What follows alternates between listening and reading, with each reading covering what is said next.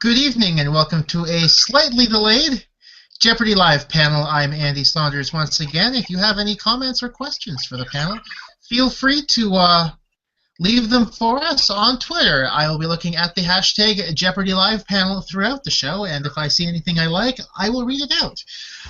So here's my panel for this evening. We have first up, returning to Jeopardy Live panel, Liz Fritz. Welcome back, Liz. How have you been? Good. How about you all? I'm not too bad. How was the? You were a bit of an internet sensation. How was it? Has it died down at all? Oh yeah, it's kind of a bummer coming down off that high. But there's still jerks out there. Still lots of jerks out there. Yeah, you're not going to run out of jerks. And we have two more contestants from this past week's worth of games. First up, she was champion on Tuesday, and she then played on Wednesday. We've got Camille Hooper. Welcome to Jeopardy Live panel, Camille. I'm looking forward to hearing what you have to say about what happened on Tuesday. We'll get to that in just a second. And also, I think he dropped some sort of silver or some sort of dishware. Stephen Bird, he played on Monday, and we'll talk about the reaction in his area about his final Jeopardy and how people seem to come out of the woodwork to tell him, hey, I got that. But we'll get to that in just a second. I think the top story this week, what happened on Tuesday? Obviously, there was an issue with Final Jeopardy on Tuesday, and the show saw fit to bring Ashley back on Thursday, where she won a couple games. So, obviously, an important decision, and depending on how long her run lasts, may be one of the stories of the year. So, I know, Stephen, you were in the audience for that. Camille, you were obviously playing in it.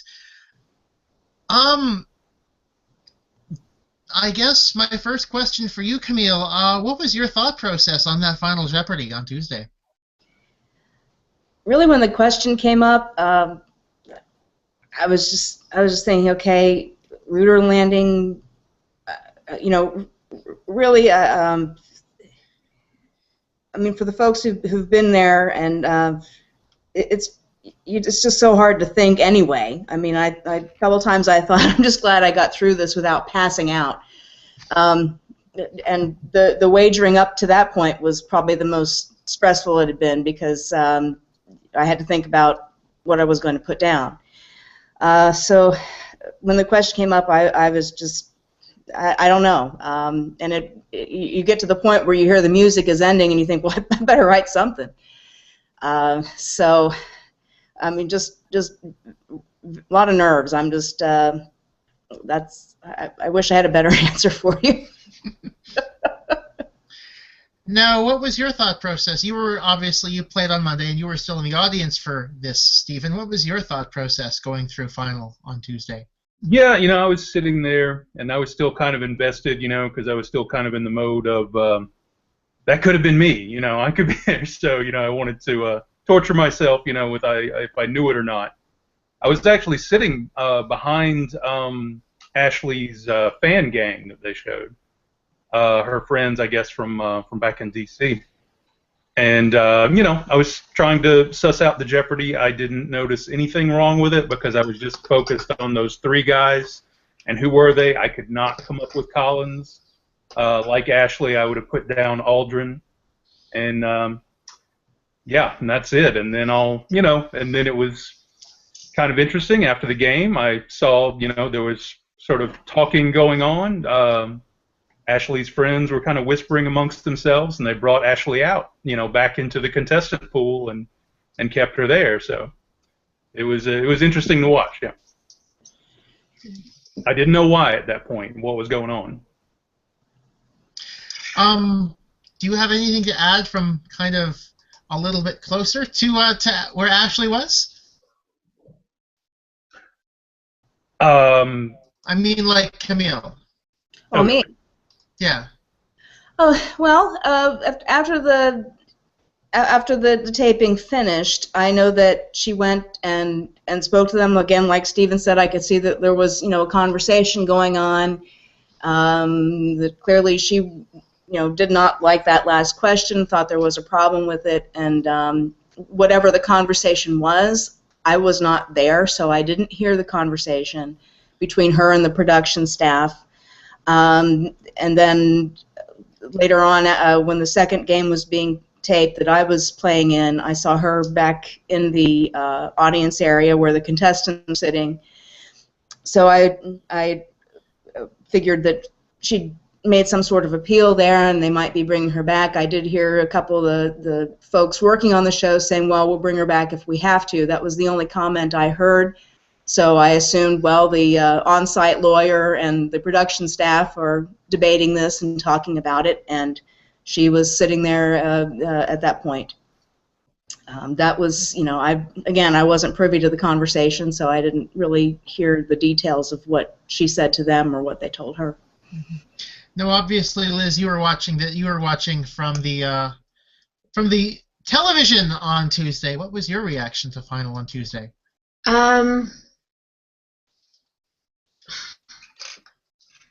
Well, let's see. Personally, I think I would have gotten it wrong. So, kind of wish I had gotten that one for Final Jeopardy, so that I could have said, well, I would have gotten it right if it had been worded differently. Right. I would have put down somebody who wasn't even there. I would have been like John Glenn or I don't know, who's some other random astronaut. I would have frozen completely, I think. So, props to everyone there. And obviously there was quite a reaction online to Ashley's return this week. Do we agree? I mean, I say I agree with the decision to bring her back. Do you guys agree with the decision? Mm-hmm. Yeah, I just really followed the whole line that, if you can read that clue and logically say that there is no correct answer. And so, yeah, to me, that's big enough of a goof that you get a do-over. Yeah, I agree, because I remember thinking, reading the clue and thinking, okay, they want somebody who landed on the moon and walks on the moon. Mm-hmm. And for the record, I ran that final by a couple of my own friends who don't normally watch Jeopardy, and they took the same route that, well, the answer has to have been someone who landed on the moon.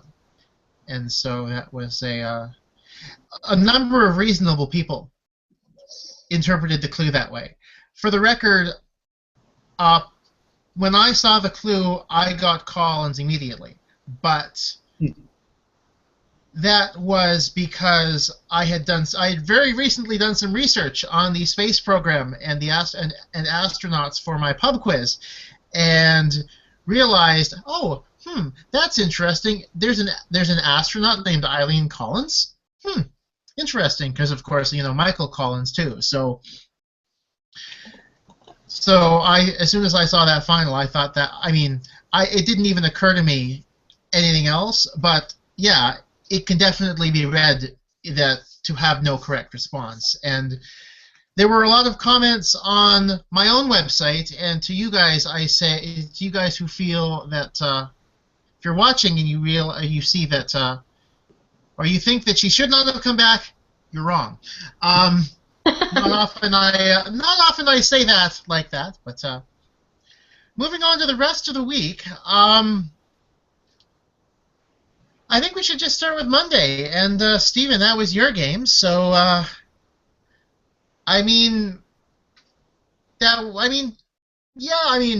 Ray Charles, good guess, great guess. Yeah, but, not right. Yeah, where I was on that, so Final Jeopardy, I read the clue, and I think just the idea of a pop artist with a state song, Ray Charles is the first thing to come to mind. But I knew it wasn't Ray Charles. I was trying to think the whole time, who's associated with two states? And, I worked in a record store for 10 years. I think I probably know more pop music than 99% of people. But never been a big John Denver fan, at all, and it just wasn't something that was kind of at the top of my mind.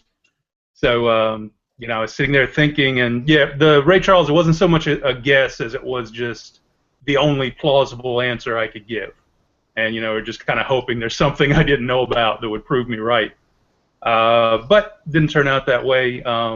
Yeah, it's just I couldn't come up with it, and when they, when they revealed Patricia's answer, I was like, oh, gosh, yeah, of course. And that was that. Did you know it, Liz or Camille? Yeah. Well, shut up. I couldn't. Well, I mean, the thing is, to clarify, when I saw it, I thought John Denver, but the only one I could think of was "Take Me Home, Country Roads," and I just kind of assumed there was probably another one. Right. Yeah. See, I knew it for the right reasons, not really, but I had a hunch.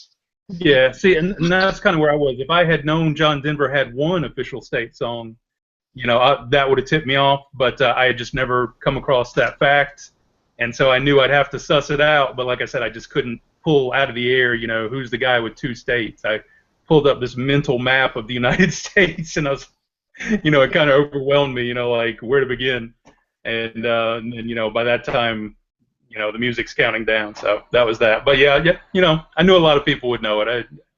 Well, if I'd thought of Ray Charles, I might have gone with that, but that never occurred to me. Yeah, it took up headspace on me, definitely, yeah, because it was the first thing to come to mind. But Ray Charles was the first thing that, I was up in the audience watching that game, and Ray Charles was the first thing that came to my mind, too. So I would have been in the same boat with you, Stephen. I was drawing a blank for anybody else. Oh, really? Okay. All right. Okay. Well, yeah, I'm always interested to hear, like we were saying earlier, Andy, yeah, all the people from my hometown who knew John Denver have definitely made sure to come by and tell me about it. What's it like working in a more public position, like, or at least more of a customer service position, and then being on Jeopardy? It's interesting. Most people that I come into contact with don't know I have this odd little talent, I guess. And, it's it's strange, and the reactions have ranged. Some people are like legitimately starstruck. There's this guy who was on TV, who is filling up their propane tank, and but yeah, like I told you earlier too, I expected a little bit of reaction, like sort of like, why do you know all that stuff? And sure enough, yeah, one guy came in, was kind of like, what have you been doing with your life to learn all that crap? And but luckily he's been the only one. Everybody else has been really cool and really excited for me. It's definitely a big deal in Hartsville, South Carolina. So, in the Star Trek category, nobody thought to go a little bit harder with your the con answer. Yeah, people kind of got on me about that, but after Alex's reading, I didn't want to step on that, so yeah, played it straight. And also, one other thing I noticed on Monday, I don't think you guys found the last Daily Double. No, I wish, I went to that mountain range category, with everything still very much in the balance. And the first question was about the Brenner Pass, which I had never heard of and had no idea about. So I was just like, get me out of here, and that's when I went to Star Trek, and we just never made it back to mountain ranges. I kind of wish I'd stuck with it maybe. But, who knows? Could have gone anyway. Mm-hmm. And of course, Patricia made it through to Tuesday, where she ended up in the infamous game. Let's talk about things other than final. That Madrigal Daily Double. Good heavens! I'm sorry. How was anyone supposed to get that? I knew that. Okay, well there you go. Okay. Again, that's from working in the record store, and M for music, and but obviously easier to get up in the stands. You know what? I would have had an easier time getting Madrigal had they played the song "I Believe in Sunshine." But Yeah, and of course I forgot that the category was M for music, so he had to, give me a little jab for that. You And a that little was, bit. Yeah. huh? Patronize you just a little bit. Yeah, and that was the first, when the show aired, that was the first tweet I saw come through was, she messed up, forgot it was the M clue, and Alex gave her a hard time, and of course I saw that tweet, and I, said to all my friends, "Oh, look, I got a mean tweet, I've arrived." Well done. And that I think is something that's overlooked because I mentioned this online.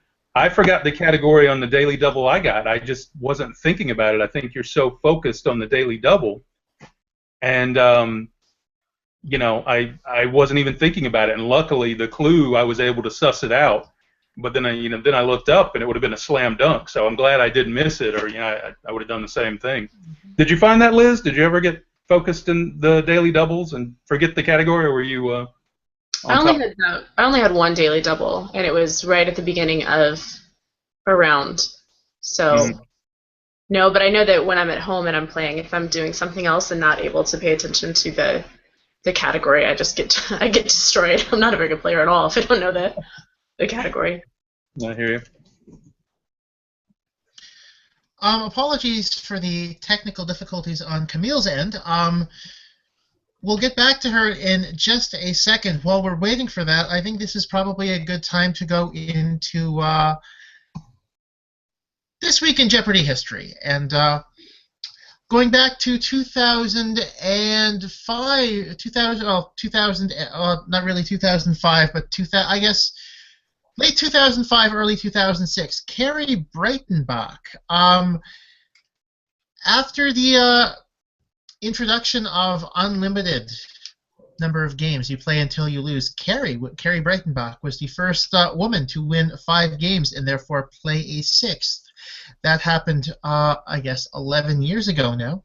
And that got me thinking. I know that this might be a bit of a hot button issue. I know during Stephanie Yass's run, she seemed annoyed that they didn't really put too much credit towards her being I believe at the time the top female or the top female Jeopardy player in terms of number of wins. Now, then they really made a big deal about it for Julia Collins, and then she seemed a little bit more perturbed by it.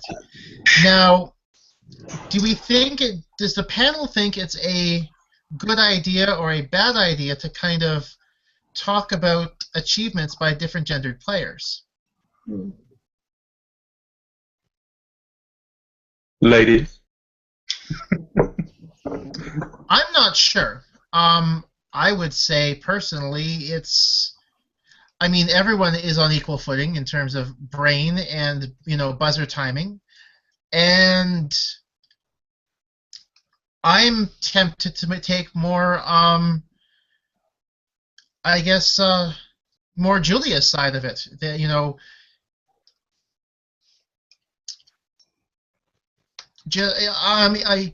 My thought again, everyone's on equal footing, so I don't see why. Yes, I track Canadians, and yes, I noted that Johnny was the first Saunders to win a game on Jeopardy since 1987, but that's more personal and something that matters a little more to me personally. But yeah, I'm cool with it. Now that Camille's reconnected, though, welcome back. And if anyone has any thoughts that might be willing to have me read out on that last point, feel free to tweet us using hashtag Jeopardy Live Panel. Back to Camille, though.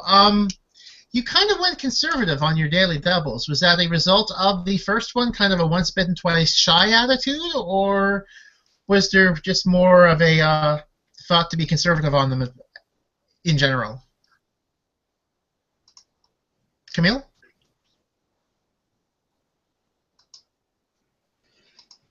Camille, can you hear us? No. Oh no, now she's having audio issues. Great. Oh. I shared a cab with Camille, so I can probably speak for her. Okay, if you'd like to say something, go ahead. Nah, I better let her answer that one. Okay, I well, feel like I was too conservative on mine, but hindsight is 20/20. Mm-hmm. Um. Well, I guess the next point, the next thing on my own notes, Johnny was quite. Oh, Camille's back. Okay, Camille, can you hear us now? You can hear us. Great, awesome. Yeah. Welcome back. So the question I was asking that I don't think you heard, your daily doubles and Double Jeopardy you were kind of conservative on. Was that a kind of a once bitten twice shy from the Madrigal Daily Double, or was there a conscious effort to be conservative? No, it was definitely yeah, you were right the first time. Once bitten, twice shy. Yeah. Was there any regret afterwards when you got the next two? Again, I didn't really have a chance to sit there and think about it. Looking back on it, yeah, I would have loved to have bet a ton of money and won, but you don't know. You don't know what the question's going to be. And what if I had, I was in the red going into Final Jeopardy or Double Jeopardy, so I you can't think. I couldn't think. Makes sense. Now, Wednesday, obviously, you seem to do a lot better on the buzzer on Tuesday than you did on Wednesday. Was it just one of those things where Johnny had picked up the timing a little bit better, or?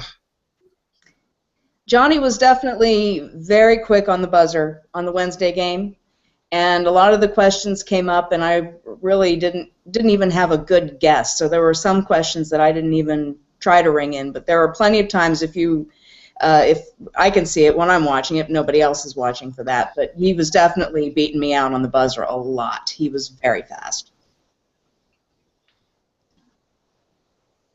Now, speaking of Johnny, aside from his buzzer timing, it sounded like he was for the most part, a very popular contestant this week. It might have gotten some more, even more love had everyone not been buzzing about what happened with Ashley. As a group, how did we all feel about Johnny? He was really. And do we have any good Johnny stories from the green room or anything like that? Well, the production crew seemed to really like him. Right during the taping, when we were off camera, somebody said, "I'm gonna fatten you up," because of course he's quite slim, and she really seemed to like him. He was a nice guy. Yeah, Johnny was the kind of guy you just, you instantly kind of liked him and wanted him to do well. Like, I think I mentioned this online somewhere where, he was kind of an outlier in our group. Most everybody was younger. He was kind of quiet and shy. Maggie was hitting on him constantly, and it made him uncomfortable. And so yeah, when he ended up winning, yeah, I was really happy for him. It was cool. Me and Johnny and Dee were the ones who carried over from the first day of taping to the second day. So yeah, it was good to see someone from that original gang do well. Particularly Johnny. I was very happy for him. Now, one thing I just thought of mentioning the taping group was your taping. Now, was your taping moved at all, or did you just get one tape date and that was it? I know with Alex's surgery, I think some people had their tape date moved. I guess so. When they contacted me, the date of taping never changed. So Okay. I think I think that whole group, the taping was fine, but they did send us something later like, oh, the showing, the appearance of the show will be earlier than we originally told you. Okay. Right. Yeah, I got the same thing. Initially, when I first got the phone call, they'd said that the air date would be sometime probably in the last week of January, and then I got an email notice saying that the tape date was the same, but the air date would be end of December. I'm guessing they probably pushed back. They kept your tape dates the same, but then just pushed back some of the others. I think you'll find in a couple of weeks you'll see reports of people having their tape dates pushed back. But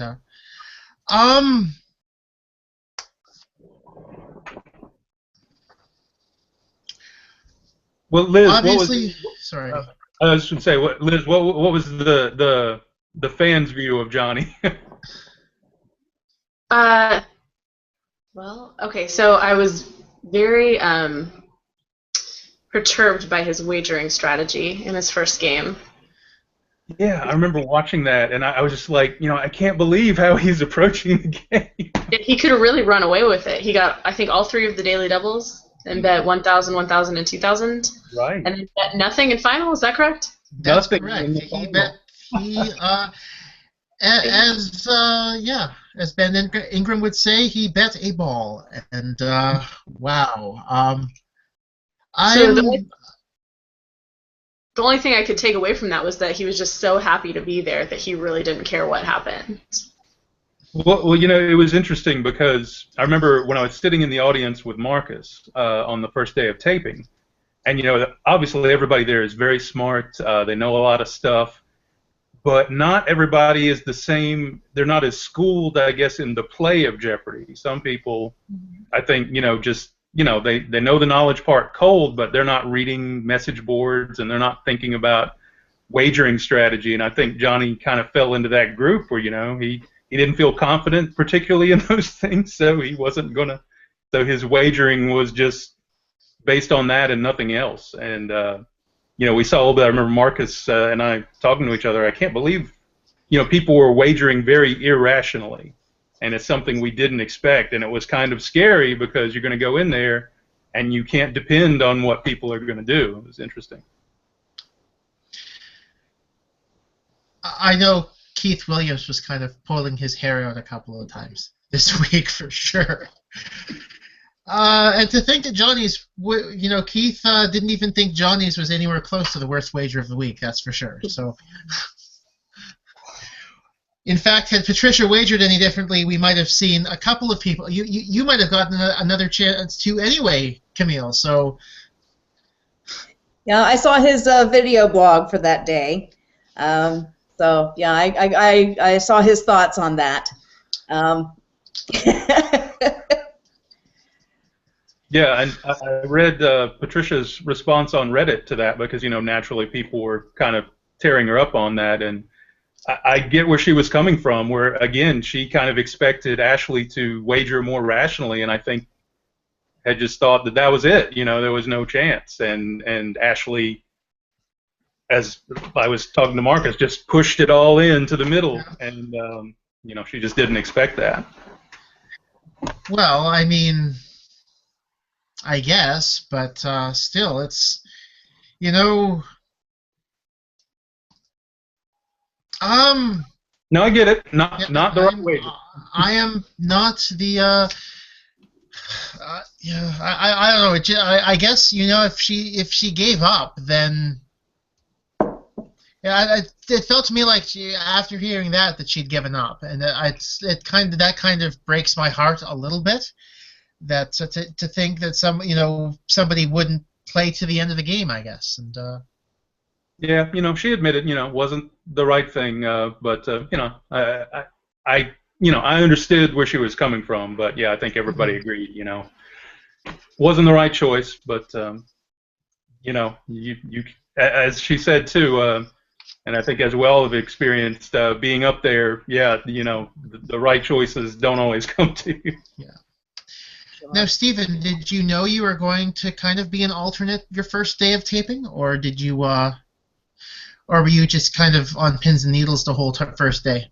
Yeah, pretty much, because it's a random draw. So I was kind of waiting, and but as luck would have it, I just got to sit around all day, and I was trying to stay on top of my game. Eating individual almonds in the green room. Stay fresh and not tap out after lunch. Yeah. But, Speaking of which, you get to be the only one who can answer this question for me, because I think you're I don't think you had the opportunity to eat at the Sony commissary, Camille. Did not. So, Stephen, this is the Ben Ingram question. What did you have for lunch when you on your first day of taping? I remember, like Marcus was talking about, he made a bad choice with the turkey burger. Again, I didn't win, but my preparation was impeccable. I was just eating right, trying to stay good. So I had a salad with a good bit of protein, very few carbs. I think I might have snuck a Greek yogurt in there, and Diet Coke. So I was staying sharp. I chose well.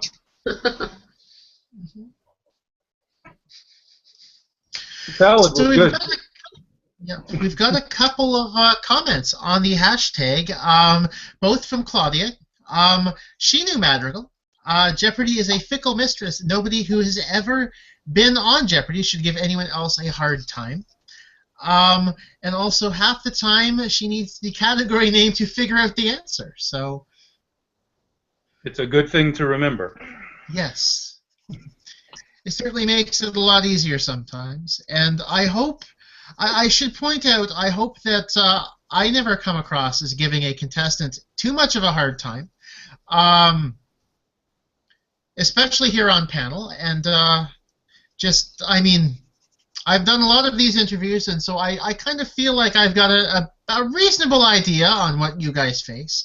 So I hope it doesn't come across that I'm ever giving anyone a hard time.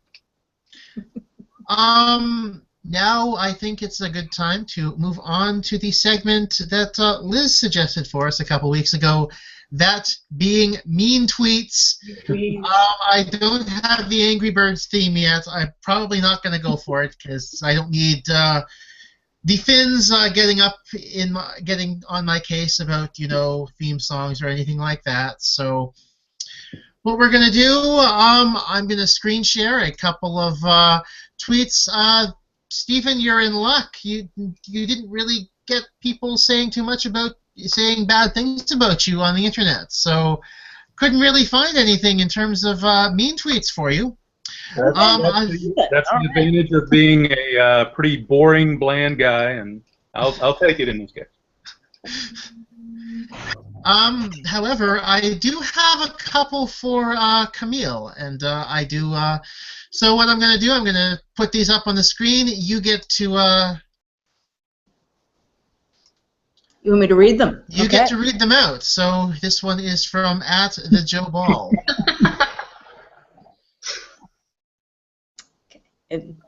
So if you click on my, it'll pop up for you. So. Cool it with the boring autograph story, Camille. Let's get back to Johnny telling about his, I can't see the rest of it, the 50-mile-a-day stroll. And one more, I actually had to take... What's the worst you could do, Joe? Really? Continue. We've got one from Julie from Cincy. Like Camille won with 2,900 yesterday, so I don't know why she's so full of herself. She seems like she'd hang out with Eric. There was an adjective after Eric that I chose to remove from the tweet that I felt that it would have made people uncomfortable. Okay. Julie, I'll have to check you out, Julie from Cincy. Julie, I'm from Cincy, too. Huh. Interesting. My sister's name is Julie. Is that my sister? I hope not. It doesn't look like her, but I happen to be from Cincy. Thank you, Julie. Let me know when you get on Jeopardy, Julie. I'll root for you. Speaking of getting on Jeopardy, the online test is coming up in a few weeks. do we have any tips for those of you who are, or for those people who are trying out? Do you guys have any good advice, bad advice? I don't know, any advice at all? Just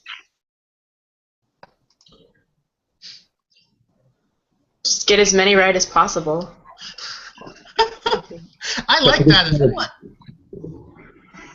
Yeah, you know, with the online test part, yeah, you know, you pretty much either gotta, you know, be Jeopardy material or not. You know what I mean? I guess if you're on the edge, you know, get a good trivia book, but that part's not the tough part. I think, you know, if you're a Jeopardy person, yeah, it's getting to the audition and you know, making a good showing of yourself. That's the challenge. What about you, Camille?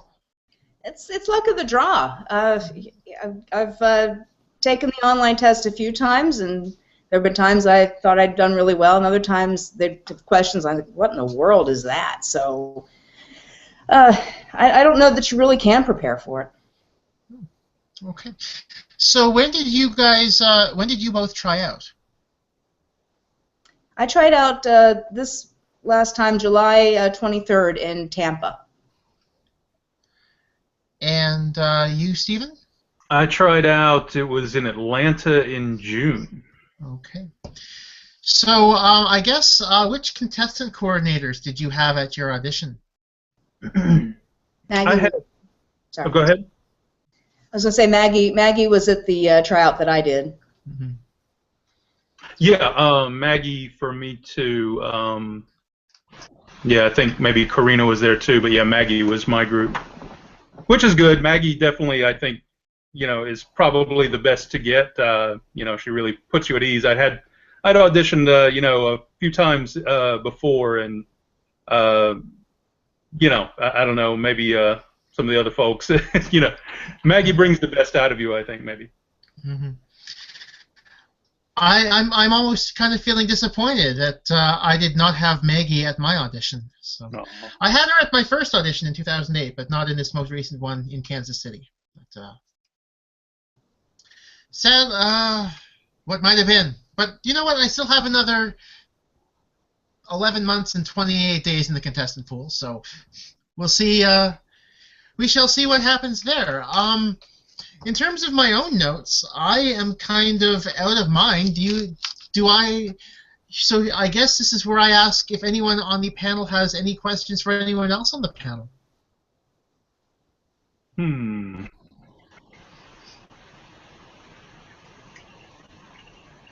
Trying to remember. Yeah, Liz, how's your online presence going? It's, you know, the excitement's wearing off a little, but. Yeah, I think this week I've been getting really frustrated because I think, well, a lot of the people that followed me are maybe not typical Jeopardy watchers, so I'll try to make a joke or something on Twitter, and people maybe won't realize it's a joke, and so they'll try to explain something to me. I'm getting really frustrated. Mansplaining, so fun. Yeah, just things where I'm just like, yeah, thank you, I knew that. I was trying to make a joke in 140 characters, so. And then a lot of guys who think that just because they say something nice to me, I'm obligated to say something back, or just things like that. It's just, you can't really pick and choose, because I probably wouldn't have any followers if it, you know what I mean? I've got the followers that I have, and now I'm alienating all of them, and just kind of have to deal with it. But and the thing that Andy, I looked up that guy that was saying those things, and I was just like, what is the deal with people who I've never met, who have never bothered to have a conversation with me, talking about me? Mm-hmm. It's saying mean things. I know. Yeah, like, and of course, apparently, I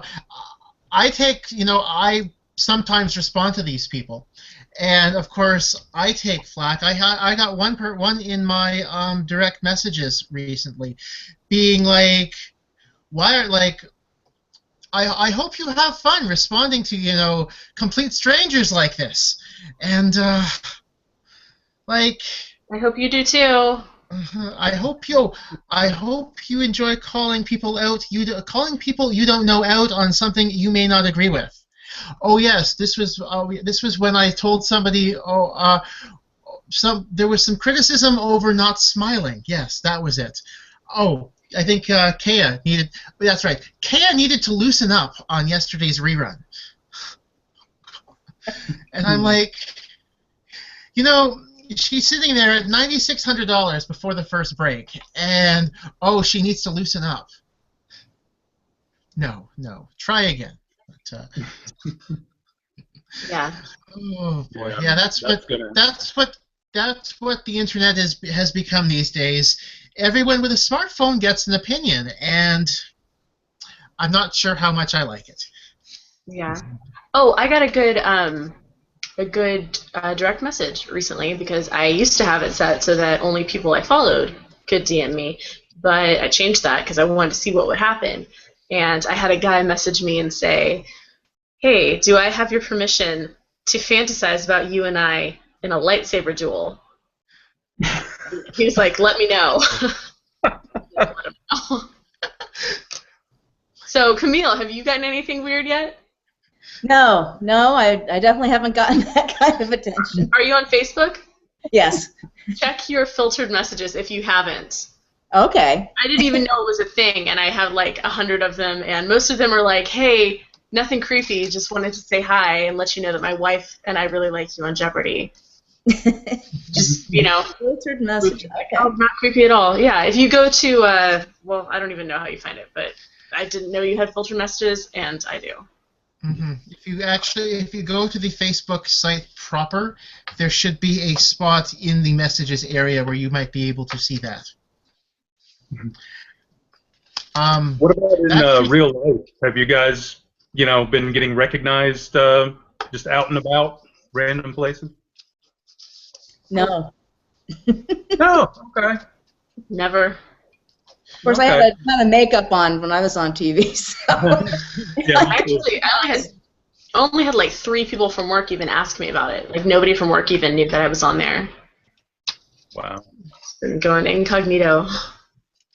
Gosh. Yeah, I live in a very small town, so I have had a few people just randomly grab me and be like, "You did us proud." So that's been nice.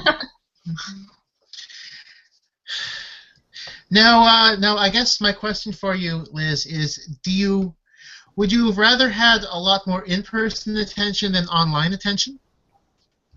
No, I don't think so because I've talked about this with the people that are close to me, like that I have kind of been careful about what I post on Twitter because a few weeks ago I went to like a pub trivia night with Shay, who is also here in Kansas City, and I don't think I didn't post like when or where I was going to go because it's just like some of these people are really weird on here, and it is certainly possible that somebody could meet you there and be in the parking lot or something like that. Like not trying to, you don't want to sound like super vain saying something like that, but it could happen, and if it happened, it would be awful. So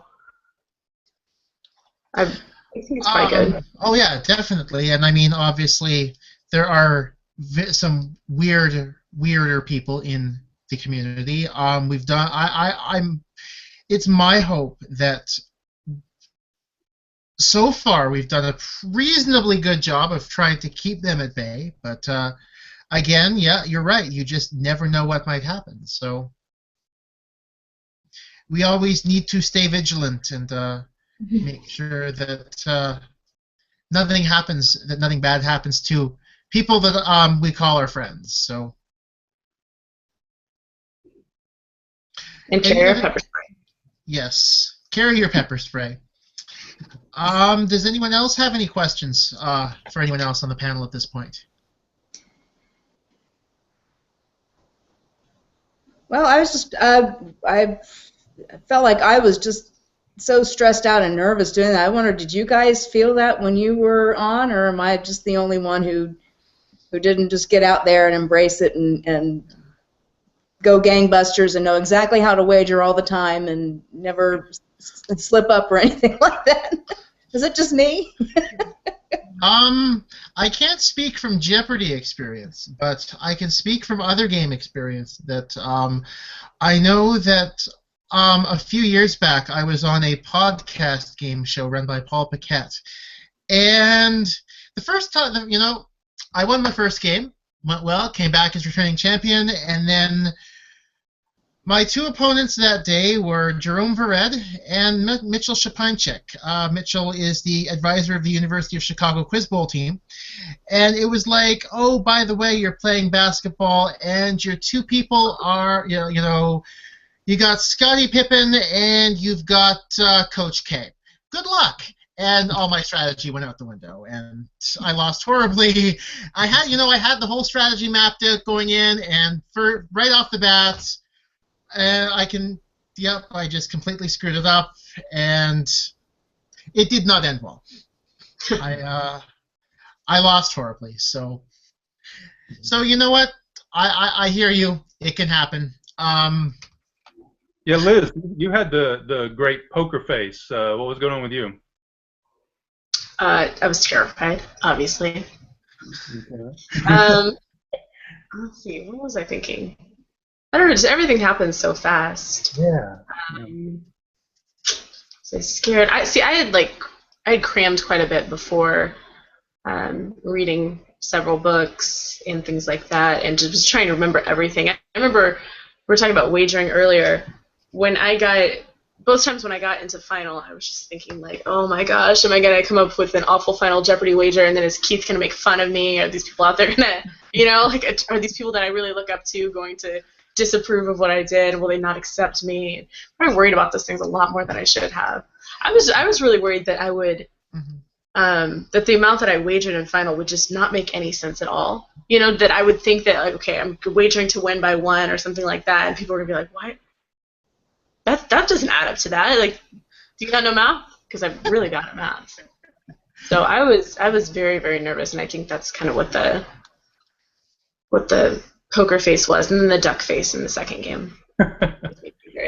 It was similar for me, yeah, because like you said, you can't help but be nervous, and so I try to, like, people criticize the game I was in that everybody was very boring and slow, and that part of my thing was being very deliberate, to sort of keep everything under control. Mm-hmm. And I was kind of lucky when I got up there. For one thing, I'd had the whole previous day to watch games, so by then it was just like, oh, this is just normal. People just hang out at Jeopardy all day and get to rehearse. And so then I get up there, and of course that's different. It's about to get weird, and then I go on this big run and get in the lead, and by that time I was good, I was pretty collected by then. So the nerves weren't as much of a factor as I think they could have been in a different situation, and I felt pretty good. But I know what you guys mean about the wagering too. I'm up there. Luckily, I have a very simple wager to make, just cover, and yet I'm, writing it. I think I wrote it like 2 times. Does this, simple subtraction, does this equal what I needed to? I don't want to screw it up. So I was in the best possible situation, and that stuff was still on my mind. Mm-hmm. And I think from my own perspective, if I ever get onto the show myself, I'm pretty sure I would double check my wager too, just in case. I don't need I don't need that embarrassment for sure. I'm sure if you're familiar with Michael Rooney and his Ultimate Tournament of Champions game that he lost, he made a rather crucial math error that allowed Brad Rudder to continue. So always double check your math. So I think that's a good piece of advice. Any other questions at this point? I don't think so. Okay. Nope. Okay, so in that case, I'd like to thank everyone for tuning in to Jeopardy Live panel tonight. Obviously, a full week's worth of episodes this week. The next Jeopardy Live panel, I am just looking at my calendar, will be taking place next Sunday at what is quickly becoming our generally usual time of 7 p.m. Eastern. And we've got next week, Brandon Saunders was supposed to join us this week, and he was unable to get caught up in time. He sends his regrets, and he assures everyone that he will be on the next Jeopardy live panel, and that he will be all caught up on his Jeopardy. I'll be testing him, so not really.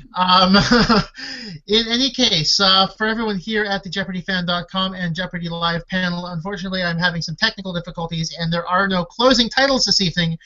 But thank you all for tuning in. Thank you all for taking part, and have a great night.